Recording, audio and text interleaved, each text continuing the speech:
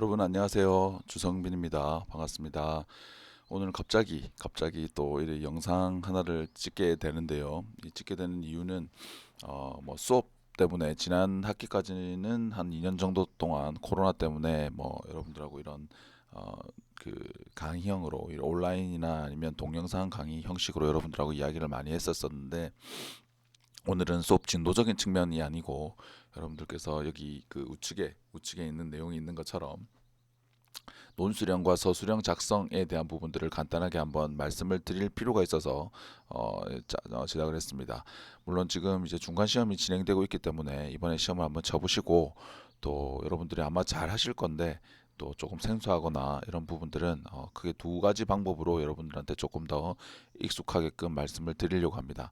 첫 번째는 이번 영상을 가지고 간략하게 어떤 내용인지에 대한 이야기를 할 것이고요. 두 번째는 이제 시험 이후에 이제 수업 시간에 들어가서 여러분들께서 쓰신 답안지를 한번 보고 어떤 식으로 친구들이 같이 수업을 들었던 친구들이 준비를 했는지 썼는지 뭐 이런 것들을 한번 살펴보면 조금 더 여러분들께서 감을 잡으시는 게 필요할 거 뭐 충분히 좀 감을 잡으시는 데 도움이 되실 거라고 생각이 듭니다. 논술형 서술형이라고 하는 것은 일단은 전제는 일반적으로 이렇게 쓰는 제 수업에 대해서 시험 문제는 보통 서술형과 논술형으로 치기 때문에 제가 이 이야기를 드리는 것이고요. 그리고 대부분 이 수업 시험 외에도 서술형, 논술형을 이렇게 쓰는 것이긴 하지만 기본적인 내용은 동일하지만 교수님마다 동일하게 또 서술형, 논술형을 그 요구를 하시더라도 각각 교수님마다 또 좀 다르게 이렇게 그 좀 포인트를 요구하시는 분들도 있기 때문에 뭐 이걸 일반화 시켜서 말씀드리긴 어렵지만, 그래도 대략적으로 보통 서술형, 논술형이라고 한다면 이런 식으로 구성이 되고, 특히 제 시험 과목의 문제에 대해서는 이런 식으로 이제 구성이 되면 좋겠다라는 부분들을 말씀을 드립니다. 자, 우측에 지금 제 이야기만 이야기 드리는 것보다 우리 언론에서 보통 나와 있는 서술형, 논술형에 대한 이야기도 있어서 제가 한번 소개를 시켜드리려고 이렇게 가져왔는데요. 결국은 그 글을 쓰는 주관식이라는 개념에 들어가다 보면 결국은 그 안에 여러 가지가 나오게 됩니다. 뭐 가로 넣기도 있고요, 뭐 단답식으로 쓰는 것도 있고요. 그것도 다 어떻게 보면 주관식이라는 범위, 객관식과 차별화되는 주관식이라는 범위 안에서 이야기가 될 텐데, 그 주관식 중에서도 단답식이나 아니면 가로 넣기 안에 그런 방식이 아닌 글을 조금 길게 쓰게 되는 방식이 이제 대표적으로 이제 서술형과 논술형입니다. 그리고 그 서술형과 논술형도 조금 차이가 있는데, 여기 글이 나와 있는 것처럼 어, 서- 그 서술형 같은 경우는 그 응답 제한형, 예를 들어서 제가 수업 시간에도 항상 말씀을 드리지만 주성빈의 얼굴에 대해서 한번 서술해 보시오라고 하는 문장은 서술형의 문제로 적정하죠. 왜냐하면 응답 제한형의 개념 정리라고 한다면 주성빈의 얼굴은 눈썹 두 개고요. 그리고 코가 두 개면 안 되죠. 코가 하나, 콧구멍이 두 개, 눈이 두 개고 입이 하나입니다. 그리고 얼굴이 뭐 네모는 아니고요. 뭐 이런 설명들, 그 응답 제한형에 대한 기본적인 개념에 대한 것들을 설명하는 것이라면, 지금 논술형 같은 경우는 뭐 이거는 얼굴을 빗대서 이야기할 것은 아니지만, 예를 들어서 어, 그 아니면 문장을 좀 바꿔볼까요? 좀 이런 식으로 해야 될 것 같아요. 제가 만약에 여러분들이 화장을 한다면 지금 주성빈이 하고 있는 화장에 대한 어떤 방법이나 화장법에 대해서 한번 서술해 보시오라고 한다면, 주성빈은 눈썹을 굉장히 짙게 그리고 있고요. 그리고 입술도 뭐 핑크색으로 아니면 뭐 붉은색으로 이렇게 립스틱을 발랐고요. 그리고 뭐 귀에 피어싱을 하고 있고요. 뭐 화장법은 아니지만 미용이라는 범주로 넓힌다면 뭐 그게 이제 서술형에 대한 설명이죠. 팩트에 기반한 내용들. 그런데 이런 질문들, 똑같은 주제긴 한데 소재긴 한데 똑같은 소재지만 다른 이런 논술형으로 이제 구성을 한다면, 현재 한국에서 불고 있는 K-뷰티에 대한 어떤 현황, 그 트렌드를 통해서, 그러니까 주성빈이 하고 있는 화장이나 미용법에 대해서 살펴보고, 오늘날 K-뷰티라고 하는 부분에서 주성빈의 화장법에 대해서 한번 살펴보고 어떤 개선 방안, 화장법이나 이런 것들에 대한 개선 방안을 한번 논해 보시오. 아니면 뭐 발전 방안에 대해서 논해 보시오. 이런 것들은 충분히 논술형의 성격이 될 수 있죠. 그 주장과 생각을 담은 논리적인 글. 거기서는 어떻게 나와 있냐? 나올 것인가? 왜 우리가 이런 이야기를 할 것인가에 대한 서론 부분에 대한 이야기가 들어가는 것이고요. 두 번째는 그러면 저에 대한 제가 하고 있는 미용이나 화장법에 대한 설명이 일단 있어야 뭔가에 대한 논리적 생각을 이야기할 거 아닙니까? 그것들이 한 파트가 될 것이고요. 두 번째는 그럼 K뷰티에 대한 트렌드가 어떻게 될 것인가? 뭐 이런 이야기들이 당연히 있어야 되겠죠. 그리고 그 K뷰티에 대한 부분들을 살펴보고 주성빈이 하고 있는 이 화장법과 미용법과는 어떤 차이점이 있고 또 개선점이 무엇이 있을 것인가에 대한 부분들을 그 다음에 논의를 하고 그래서 그리고 나서 결론을 쓰는 이런 방향이 일반적으로 그, 그 이제 논술형의 형태로 볼 수 있습니다. 그리고 그것들을 쓰게 되는 형식들도 조금 달라질 수 있는데요. 한번 봅시다. 간단하게 보는 김에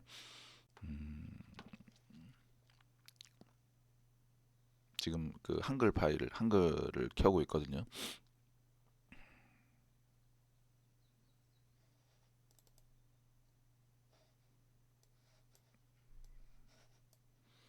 제가 이거를 왜 보여드리냐면 여러분들 실제로 쓰실 때도 조금 도움이 되실 것 같아서 말씀을 드립니다. 예를 들어서 조금 전에 말씀드렸던 그 뭐 주성빈의 주성빈의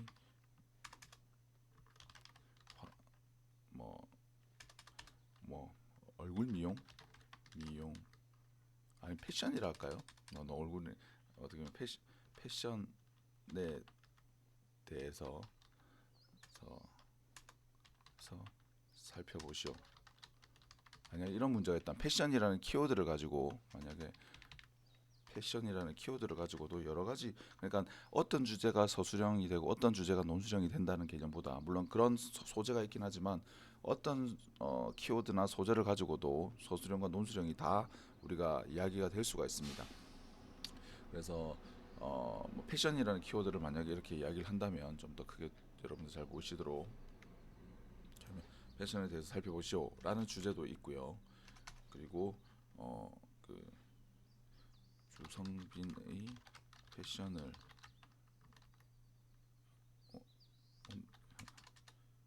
뭐 현재 이게 뭐 말이 영어가 맞는지 모르겠습니다. K 뷰티가 아니라 K 뭐 한국형 뭐 한국 패션이 예를 들면 굉장히 바람이 많이 불고 있잖아요. 한국 뭐라고 하죠? 그 패션이라고 하나요? 그거를 뭐 한국인의 패션이 최근에 전 세계적으로 주목을 받고 있습니다. 그래서 주성빈의 패션을 살펴보고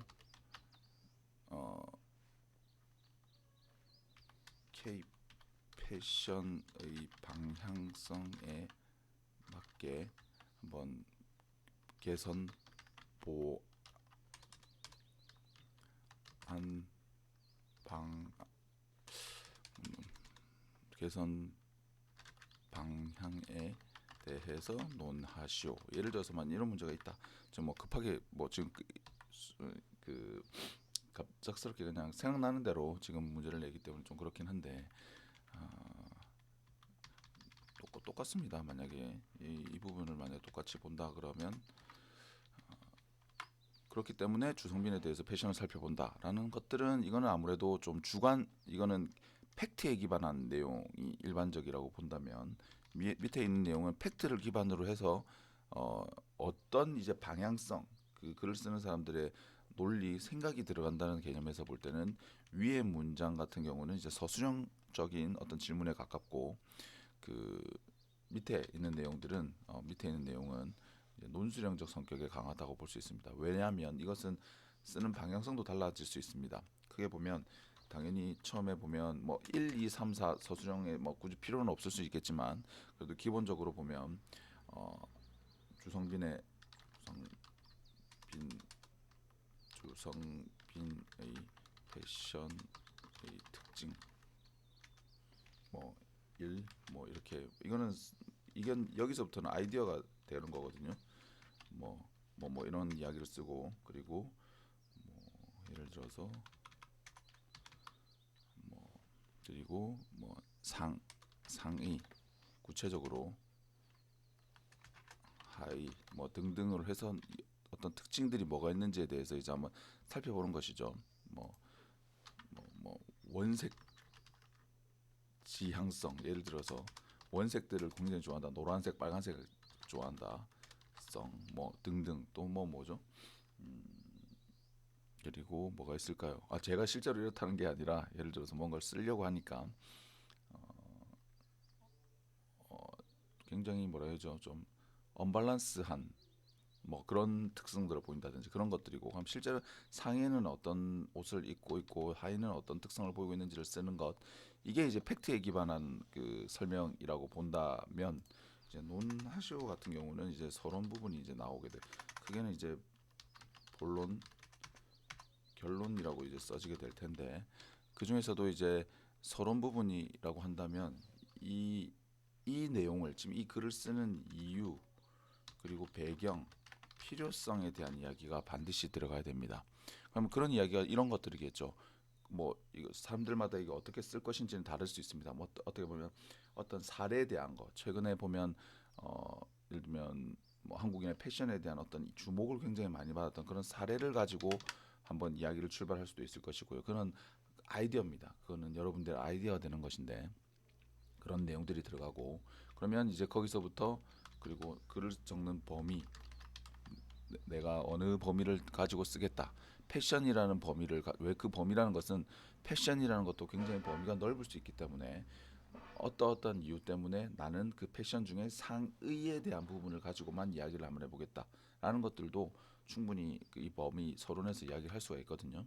만약에 예를 들어서 상의만 가지고 이야기하겠다라는 어떤 연구의 필요성과 범위가 있다면 그것을 충분히 서론 부분에 녹여내시고 이 본론부터는 이제는 전체 패션에 대해서 이야기하는 것이 아니라 상의에 대한 부분만 이야기를 하는 것입니다. 그러면 이제 본론이라고 이야기되지만 실질적으로 본론이라고 하는 것은 본론이라고 쓰는 것이 아니라 흔히 보통 일반적으로는 한 3, 4 이거는 뭐 목차의 순서는 거의 정해져 있지 않지만 보통 서론과 결론 사이에 있는 이런 핵심적인 내용을 다 본론이라고 이야기를 합니다. 근데 보통 여러분들은 본론이라고 쓰는 경우가 있는데 뭐 그렇게 표현하셔도 되지만 일반적으로는 그렇게 표현하기보다는 각각에 대한 목차를 잡아주시는 게 중요할 것 같습니다. 그러면 뭐 크게는 이렇게 되겠죠. 그럼 K 패션이 뭔지를 알아야 될 거 아니에요. 의 뭐 의라고 해서 K 패션의 개념, 뭐 특징, 뭐 이런 이야기들이 나오게 되겠죠. 뭐 이것들도 다 목차 쓰는 건 이제 아이디어가 될 것이고요. 그리고 주성빈의 뭐 예를 들면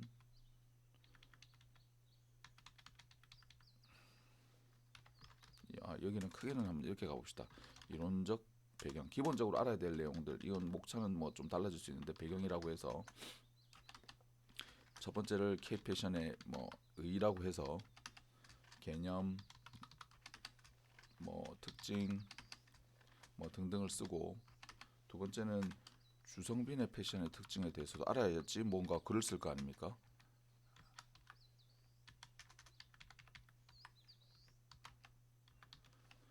주성빈의 패션 주성빈 패션의 의의를 한다든지 그러면 이렇게 해서 어떤 뭐 특징이 있는지 뭐 이런 것들을 써야 될 것이고요.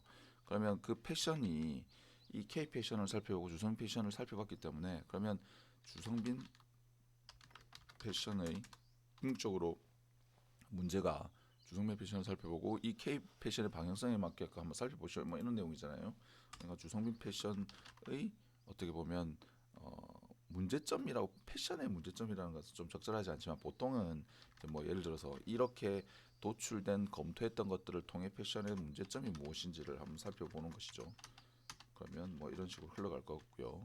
그리고 그 문제점에 대한 개선 방향, 개선 방안 뭐 이런 식으로 이야기를 해서 또 뭔가 이게 써지는 것이고요. 물론 이 목차들은 조금씩 달라질 수 있습니다. 이 3번의 문제점 및 개선 방안으로 가고 4번이 이제 뭐 그 결론으로 가도 되는 것이고요. 제가 일반적인 그냥 내용들을 참고로 이렇게 말씀을 드린 겁니다. 그러니까 서론 부분은 아무래도 이론적 배경에 서론이 게 아니라 서술형 같은 경우는 이론적 배경에 해당하는 이 부분이 어떻게 보면 메인이 되는 설명에 대한 부분이 포인트가 되는 것이고요. 그리고 논술형 같은 경우는 지금 이 그 서론 본론 결론으로 해서 팩트를 기반으로 여러분들 중에서도 논술하시오라고 해서 뭔가에 대해서 설명해봐라고 이야기 한번 의견을 제시해보세요 하면 진짜 자기들의 의견만 끄적끄적 이렇게 막 쓰신 분들이 있어요. 장황하게 쓰신 분들도 있고. 그런데 본인의 의견이 타당하려면 객관적인 팩트를 기반으로 해서 논리적으로 흐름이 가야 되는 것이 당연하겠죠. 그래서 자기의 생각을 써라 하더라도 무엇이 있는지에 대한 팩트적인 설명들이 이렇게 이루어져야 됩니다. 그래서 이런 설명 다음에 이런 문제점과 나름대로 자신의 의견과 관련된 개선 방안, 결론, 뭐 이런 결론은 이제 앞에서 이야기한 한 내용들의 정리와 뭐 방향성, 그리고 뭐 처음에 이야기하려고 했었는데 이야기 못한 어떤 이 글의, 그래서 제시를 하고 싶었는데 못했던 어떤 아쉬움, 뭐 이런 것들, 아쉬움, 뭐 미비점, 뭐 이런 것들을 제시하는 겁니다. 한계 이런 것들을요. 예를 들면 어떤 한계가 있을 수 있을까요? 주성 패션에 대한 것들을 비교해 보는 건 참 중요한데 실적으로 이런 주성미 패션이 무엇인지를 좀 더 구체적으로 한번 살펴보고 사진을 찍어 온다든지 이 주제에 대해서는요. 그리고 K 패션에 대한 것들을 조금 객관화하기 위한 어떤 자료라든지 이런 것들이 사실은 검토가 좀 부족했다. 앞으로는 이런 연구들을 했을 때는 이런 식으로 좀 전개하겠다.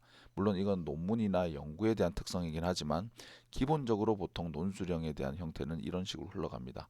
그래서 동일한 어떤 소재지만 이런 식의 흐름들이 어떻게 흘러가는지는 여러분들께서 참고를 하시면 좋을 것 같고요. 또 한 가지만 더 말씀을 드리겠습니다. 또 어떤 분들이 이제 이렇게 보통 이야기를 하시거든요. 그냥 보통 서술하시오라고 이야기를 하면 그냥 쭉 뭐 이렇게 쭉 나열식으로 쓰시는 분들이 계세요. 그게 나쁘다는 게 아니라 글이 어느 정도 길어지거나 호흡이 길어지게 되면 뭐 어떤 기능을 사용해서 그 호흡에 대한 부분들을 끊거나 내용이 차별화가 있다라는 것들을 설명을 표기하냐 하면 문단 나누기라는 것들을 통해서 보통은 표기를 하지 않습니까? 아니면 문장으로 마침표를 찍든지. 그래서 문단 나누기를 통해서 여러분들이 너무 이렇게 줄글러 쭉 쓰게 되면 가독성도 떨어지고 쓰시는 분들도 내용이 사실은 정리가 잘 안 되는 경우가 많습니다.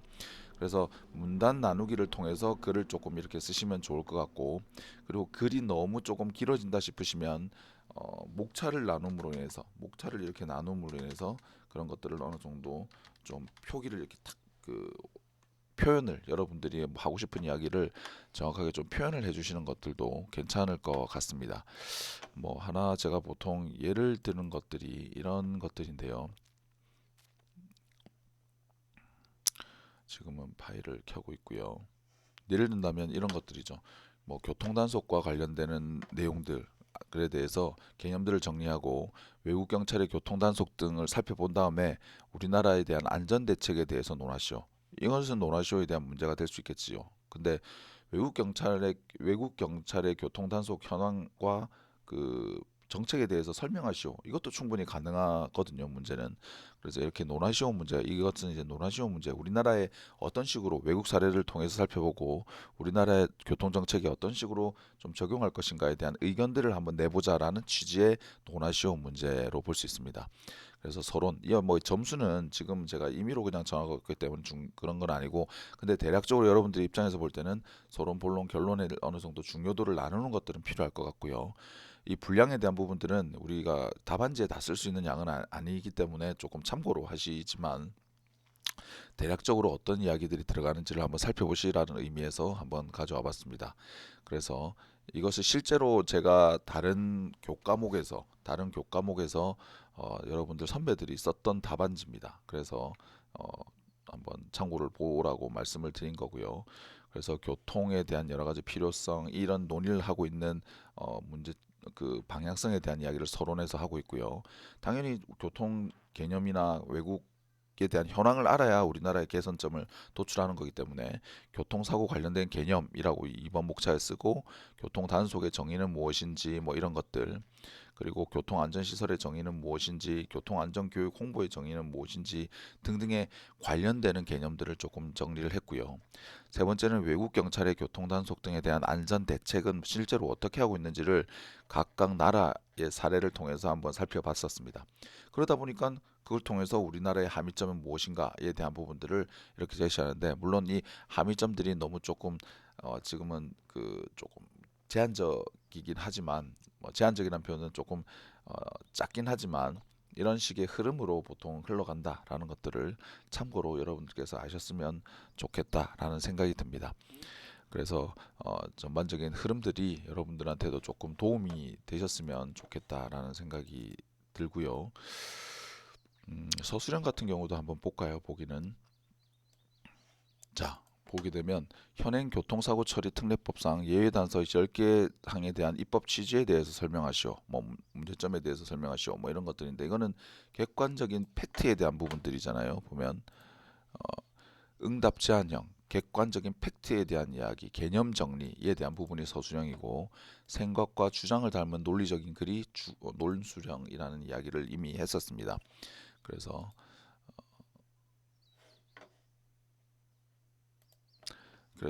이 부분들을 보게 되면 아까 차이점이 이제 서론에 대한 이야기들이 조금 빠져 있죠. 그래서 실질적으로 교통사고 특례법에 대한 연역이 무엇인지, 개념이 무엇인지 뭐 이런 이야기들이 주로 이야기가 나오고 있고요.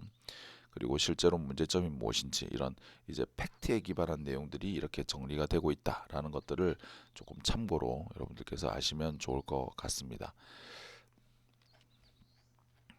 뭐 이 정도면 여러분들께서 앞으로 그 어떤 글을 쓰실 때 방향성에 대한 부분들은 조금 도움이 되시지 않을까라는 생각이 듭니다. 한번 언젠가는 이런 영상들을, 그러니까 지난 영상 때까지는 어차피 동영상 강의가 또 많은 부분을 차지했기 때문에 그때는 제가 시험 기간 전에 이런 내용들이 일부 들어가긴 했었지만, 이번 학기 때는 어차피 우리가 그 수업, 이제 온라인 이제 수업이 오프라인 수업이 진행되기 때문에 이런 부분들을 말씀을 드리긴 했었지만, 길게 말씀드리기에는 좀 한계가 있었습니다. 그리고 뭐 물론 여러분들께서 잘 작성을 하고 계시니까, 근데 한번 뭐 필요한 부분들도 아마 계실 거라고 생각돼서 이런 영상을 좀 간단하게는 좀 만들어 봤습니다. 여러분들한테도 조금 도움이 되셨으면 좋겠고, 앞으로 왜냐면 시험을 치실 그 시간이 굉장히 많을 거고, 꼭 이 시험이라 학교 다닐 때 시험이라는 부분이 이제 미시적으로는 짧은 그 시각으로 봤을 때는 필요한 부분이지만, 앞으로 누차 여러분들은 계속 객관식보다는 글을 많이 써야 되는, 그리고 보고서를 많이 써야 되는 직종으로 여러분들이 일을 하실 가능성이 지금 많지 않습니까? 다양한 형사사법기관에서도 지금은 누가 얼마나 정책 보고서를 잘 쓰는 것인가, 그리고 그 보고서는 팩트는 누구나 다 정리를 잘 할 수 있습니다. 그 정리된 팩트를 가지고 어떤 식의 개선점이나 함의점을, 재현점을 도출할 것인가, 이것은 결국은 그 보고서를 쓰는 사람이나 그 글을 읽는 사람의 이 많은 그 내용들을 알고 아이디어를 내는 것이거든요. 그 사람만의 것이거든요. 그래서 앞으로 이런 연습들이 잘 되어 있으면 여러분들도 그러니까 논리적인 흐름들을, 목차를 어떻게 구성할 것인가, 그리고 그 구성된 목차가 논리적으로 흐름이 일관된 것인가, 이런 것들이 계속 연습을 통해서 이루어진다면 여러분들이 나중에 현직에 나가서도 굉장히 큰 도움이 되실 거라고 생각이 듭니다. 자, 그러면 뭐 더 길게 할 필요는 없을 것 같고, 이 정도 하고 나중에 시험 여러분들 치신 걸 가지고 대략적으로 어떤 방향으로 우리가 여러분들 써지고 이해를 하면 될 것인가에 대한 부분들을 한번 이야기하겠습니다. 그러면 항상 여러분들 응원하고 있는 분들이 우리 학과 교수님들도 그렇고 많지만, 여러분 선배들도 그렇고 다 여러분들의 지금 고민하고 있는 그것들, 뭐 시험 지금 현재 치고 있는 중간 기말 시험도 마찬가지고, 그리고 진로에 대한 부분이나 취업에 대한 걱정, 이런 것들이 나만 엄청 늦나? 나만 지금 너무 평온하게 생각하고 있나?